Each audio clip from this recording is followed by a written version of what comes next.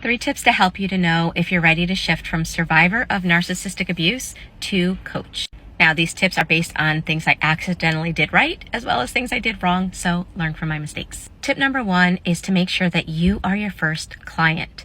In other words, sometimes we have this deep desire to help others through narcissistic abuse because we know what it's like, we know how hard it is, but this deep desire to help others is sometimes masking the deep need that we have in ourselves to get more healing. So remember to do your own inner work. Make sure that you are doing the work on yourselves, because then you're going to be in the best place to help others. It's very much like the plane going down. We first put the mask on ourselves so that we're in a better place to help others. Tip number 2 is to spend time in your niche in group coaching or online support groups where people are going to be talking about, especially when dealing with narcissistic abuse, where they're going to be talking about situations that they're going to want coaching on.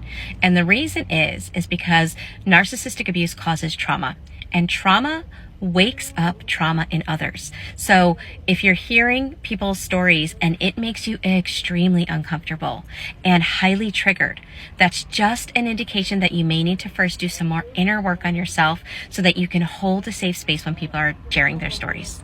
Number 3 is to get some training.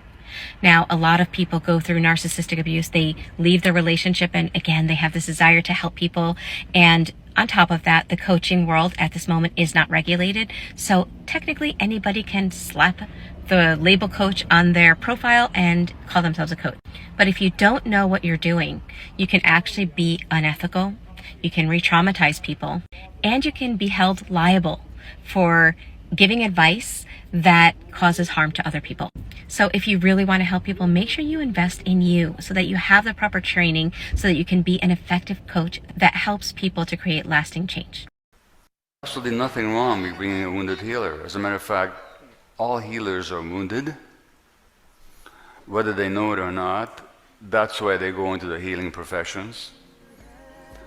Not only is there nothing wrong with recognizing one's woundedness, it's actually essential to do so if you're going to help yourself and if you're going to help others.